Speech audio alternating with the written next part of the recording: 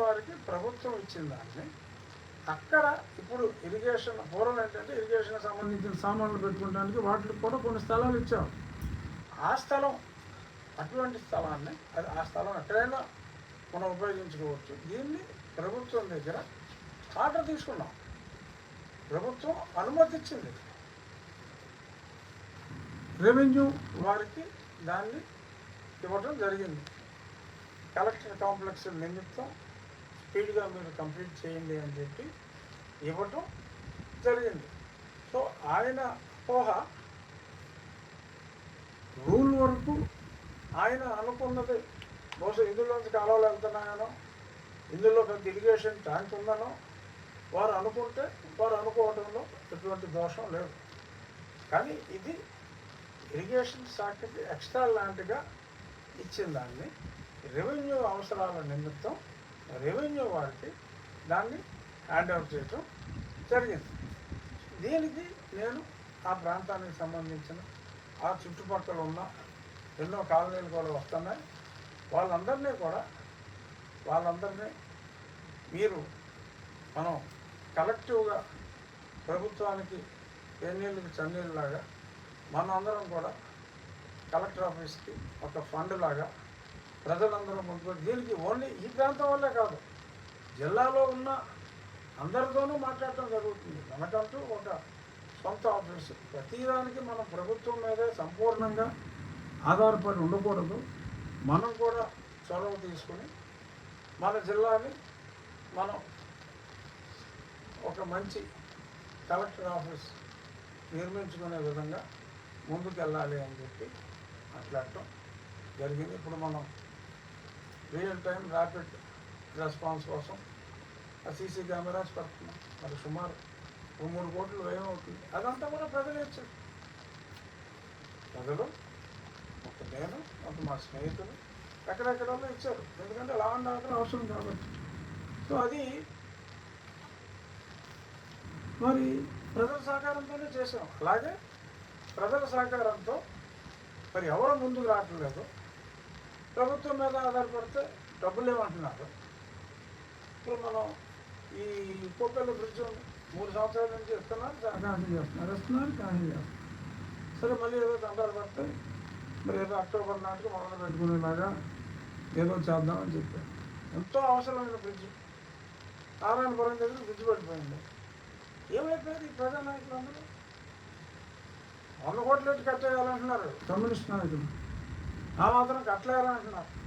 మరి అక్కడ బ్రిడ్జ్ పడిపోయింది, వెళ్ళి అక్కడ బ్రిడ్జ్ దగ్గర ఆందోళన చేయమనండి, తొందరగా కట్టమనండి. ఇప్పుడు గురించి మొదలట్లేదు కదా. ఇంకో బ్రిడ్జ్ కూడా పడిపోవచ్చు రేపు పొద్దున్న. ఏం చేయకుండా కూర్చుంటాను వాళ్ళకి ఏమన్నా సరదా లేవు. రుణభారం ఎక్కువైపోయింది. మరి సంక్షేమం చేయకపోతే జనం ఊరుకోరు. మరి ఒక పక్కన సంక్షేమం చేయాలి, రుణం చేయకూడదు. మరి అభివృద్ధి కార్యక్రమాలు జరగాలి అంటే కొంత ఇవ్వటానికి ప్రజలు సిద్ధంగా ఉన్న దగ్గర ఆ సిద్ధంగా ఉన్న ప్రజల్ని మనం గౌరవిస్తూ రాష్ట్రానికి మంచి జరిగితే దాన్ని ఆహ్వానించడం అనేది ఒక మంచి సంప్రదాయం. అది మానేసి కొని ఇప్పుడు ఫలానా దగ్గరే కట్టాలి అంటే ఫలానా దగ్గర కడతానికి మేము ముందుకు వచ్చేస్తాం, ప్రభుత్వం డబ్బులు ఇవ్వట్లేదు, మేము ముందుకు వస్తాం, మేమే కట్టేస్తాం అని ఎవరైనా అంటున్నారా? నేను ప్రభుత్వం 100 కోట్లు 100 కోట్లు స్థలం కట్టవచ్చు కదా అంటున్నారు తప్ప ఒక ఎకరం స్థలం వేరే పర్పస్ కట్టాలి అంటే భీమవరం పట్టణంలో దొరకట్లేదు. భీమవరంలో కనీసం ఓపెన్ ఎయిర్ థియేటర్ ఉన్నా లేదు. సో భీమవరానికి ఓపెన్ ఎయిర్ థియేటర్ కూడా లేదు. కనీసం ఒక 1000 మంది కూర్చొని ఒక నాటకం వేయాలన్నా, ఒక పాటలు ప్రదర్శించాలన్నా లేదు. అది ఇప్పుడు మనం అక్కడ మొదలుపెట్టాం, కన్స్ట్రక్షన్ జరుగుతుంది. వీళ్ళందరూ వెళ్ళి చూడవచ్చు. 3 నెలల నుంచి లేదా 4 నెలల్లో సంక్రాంతి నాటికి కంప్లీట్ చేస్తున్నాం. అది భీమవరంలో వాడుకుంటారు, ఒట్టి పెదనగరంలో వాడుకుంటారు, నగరానికే కదా. సో ఆ సంకుచిత స్వభావం నుంచి మనం అందరం బయటపడాలి. ఇది రేపొద్దున్న బైఫర్కేషన్ అవ్వచ్చు. బైఫర్కేషన్లో ఖచ్చితంగా ఉండి భీమవరం కలిపి 3 నియోజకవర్గాలు. 3 నియోజకవర్గాలు అయితే అది భీమవరం అవ్వచ్చు, లేదు ఆల్రెడీ రిజర్వేషన్ ఉంది, దాన్ని ఇంప్లిమెంట్ చేసుకుంటే అదే Bhimavaram. Bhimavaram urban development authority ఒక నెల కాకపోతే ఒక 6 వారాల్లో అయిపోతుంది. అయినప్పుడు ఇదంతా మన అర్బన్ డెవలప్మెంట్ అథారిటీ, ప్రస్తుతం ఏలూరు అర్బన్ డెవలప్మెంట్ అథారిటీ అంటున్నారు. జిల్లా విడిపోయిన తర్వాత కూడా ఇంకా ఏలూరు అని ఎందుకు అంటున్నారు? భీమవరం అర్బన్ డెవలప్మెంట్ సెపరేట్ చేయాలని నేను అడిగా. 3 సార్లు నారాయణ గారితో మాట్లాడాను. ఇంకెవరైనా మాట్లాడారా? ఎందుకు మాట్లాడలేదు? అరవచ్చుగా ఉంది. వాళ్ళు మీడియా సమావేశం ఉందంటే మైకూర్చుకుని వెళ్ళిపోతున్నారు కదా, అరవచ్చుగా. ఇంకా ఏలూరు అర్బన్ డెవలప్మెంట్ అథారిటీ ఏంటంటే ఆ జిల్లా సెపరేట్ అయిపోయింది. భీమవరం కోసం ఇంతలా మాట్లాడుతున్నాం కదా, భీమవరం అర్బన్ డెవలప్మెంట్ అథారిటీ ఎందుకు చేయట్లేదు, ఇంకా ఎందుకు చేయలేదు, దీనికోసం మీరు పోరాడతారు కదా అని అడగవచ్చు కదా. వెళ్ళిపోవడం కాదు కదా, ప్రశ్నించాలి మీరు కూడా. మీరు అడగకముందే నేను చెప్తున్నా. 3 సార్లు మాట్లాడా నారాయణ గారితో, ప్రపోజల్ పెట్టారు. త్వరలో ఇది భీమవరం అర్బన్ డెవలప్మెంట్ అథారిటీ కాబోతా ఆ పరిధిలో ఉంటుంది. రంగారెడ్డి కలెక్టరేట్ ఎక్కడ ఉంది? రంగారెడ్డి జిల్లాలో లేదు. ఖైరతాబాద్లో ఉంది రంగారెడ్డి జిల్లా కలెక్టరేట్. సో ఇవన్నీ మన మైండ్లో. న్యూయార్క్ స్టేటు క్యాపిటల్ న్యూయార్క్ సిటీలో ఎక్కడ లేదు. ఆ న్యూయార్క్ ఎక్కడ దూరంగా ఉంది. అమెరికాలో ఎక్కడైనా సరే నాగరికత అభివృద్ధి చెందిన ప్రాంతాల్లో మేజర్ సిటీస్లో ఆ స్టేట్ క్యాపిటల్ ఉండదు. అయినా మనం అక్కడే పెట్టుకుంటున్నాం. పేరుకి ఈ నిమిషంలో అది భీమవరం కాకపోవచ్చు, 3 నెలల్లో అదే భీమవరం కావచ్చు. ఇదంతా శ్రీరాంపురం వేరే ఊరండి. ఇప్పుడు శ్రీరాంపురం భీమవరమేనా? ఒరిజినల్ భీమవరం గునుపూడేనా? నర్స అగ్రహారం అది వేరే ఊరు. ఇప్పుడు భీమవరం అని అంటున్నారు కదా.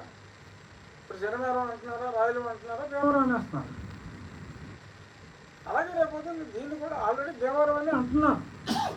కానీ ఎవరో కొద్దిమంది అభివృద్ధి జరగకూడదు, సో అభివృద్ధికి విఘాతం కలిగించాలి అంటే రకరకాలుగా మాట్లాడవచ్చు. పార్టీ ప్రెషర్లు ఉండొచ్చు, వేరే పార్టీ ప్రెషర్స్ కూడా ఉండొచ్చు. కానీ పార్టీలకు అతీతంగా మనం మన ప్రాంతాన్ని అభివృద్ధి చేసుకోవాలి అనే ఒకే ఒక ఉద్దేశంతో ఇది ఒక మంచి ప్రాంతం, అన్యాక్రాంతం కాకుండా దాన్ని ఒక మంచి పర్పస్గా వాడుకునేలాగా దాన్ని స్ట్రేట్ లైన్ చేయడానికి ఆ పక్కన ఉన్న ట్రస్ట్ వాళ్ళతో కూడా మాట్లాడి, సో ఆ ట్రస్ట్ వారి సహకారంతో దాన్ని కరెక్ట్గా ఒక రెక్టాంగిల్కి తీసుకొచ్చి ఒక మంచి భవనం కడదాం.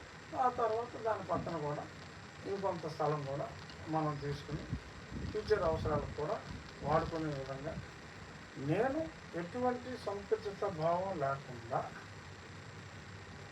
ఈ ప్రాంతం అంతా ఒకటి జిల్లాని ఒక యూనిట్గా నేను భావిస్తున్నాను. నర్సాపురంలో బుల్లెట్ లేసి తిరుగుతున్నారంట.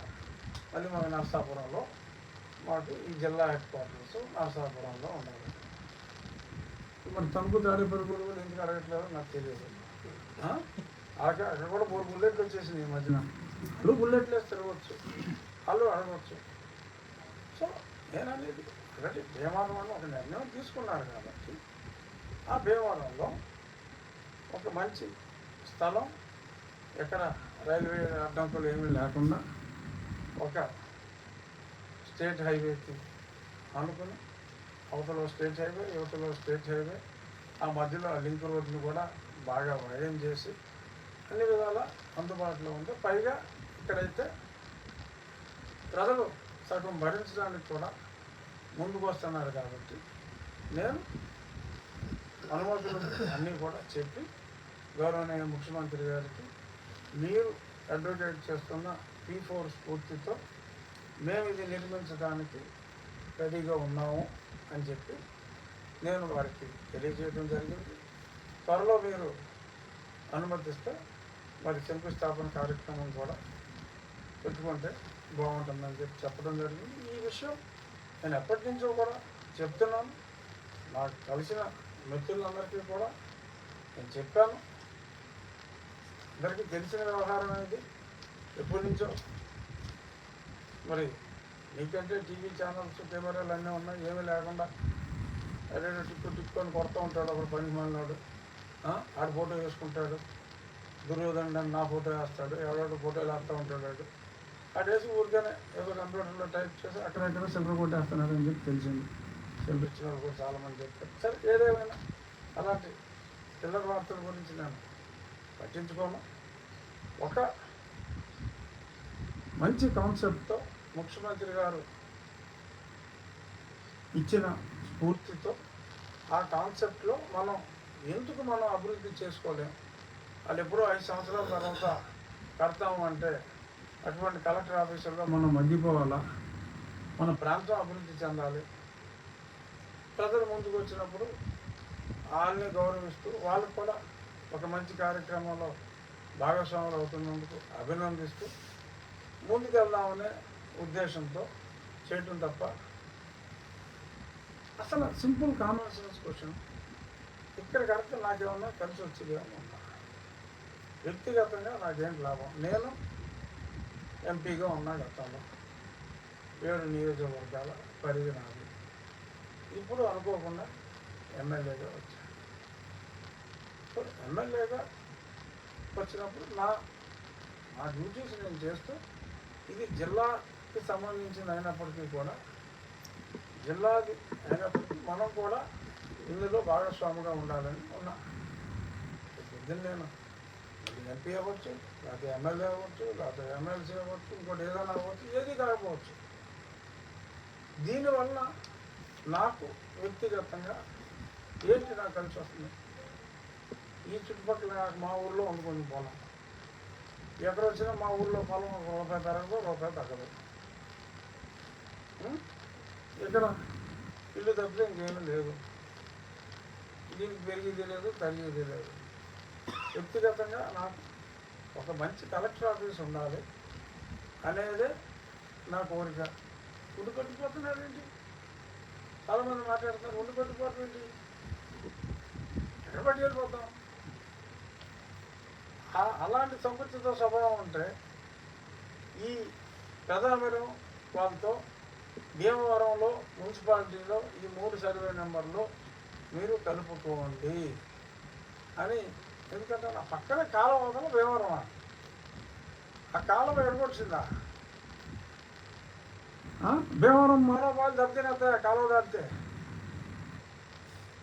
ఎలా అండి? మనోభావాలు ఏంటి? దాన్ని ఏమన్నా బెత్తం చూపు పెట్టారా? ఆ మనోభావాలు కనపడతాయా? ఏమన్నా కొట్టాడా? అసలు భీమవరం నుంచి పట్టుకుపోవటం ఏంటి? అసలు జిల్లా హెడ్ క్వార్టర్కి భీమవరం వాళ్ళ మనోభావాలకి ఏంటి సంబంధం? అంటే తణుకోలు పండుగ చేసుకుంటారా? భీమవరం వాళ్ళ మనోభావాలు బాగున్నాయని గురువాడు ఒకసారి ఆ పండుగ చేసుకుంటాడా? ఈ సంకుచిత స్వభావం కరెక్ట్ కాదంటాను. తణుకైనా, తాడేపల్లిగూడైనా, ఆర్జెంట్ అయినా, అసాపురం అయినా, పాలపల్లి భీమవరం ఉంది. జిల్లాలో నలుగురికి అందుబాటులో ఉండాలి. ఎవరైనా ముందుకు రావాలి. ఆ ముందుకు వచ్చింది నేనంటే ఉండికి పట్టిపోయినట్ట. ఎక్కడుంది పెదమేరం? ఎక్కడ ఉంది? పెదమేరానికి ఉండికి భీమవరానికి ఏముంది తేడా? అంతా కలిసిపోయి ఉంది. సో కాబట్టి దయచేసి ఇండివిజువల్గా క్లారిఫికేషన్తో పాటు ఎలాగో నేను అందరినీ కలిసి చెప్తాను, మీడియాకు కూడా చెప్తున్నా, సంకుచిత స్వభావం వద్దు. ఇది ఓకే. మునుపు అక్కడ అనుమతించారు, అనుమతి కాదన్నారు. ఇక్కడ కూడా కలెక్టరేట్ కాంప్లెక్స్ కడతానికి అనుమతించారు. ఇప్పుడు ఫిబ్రవరిలోనే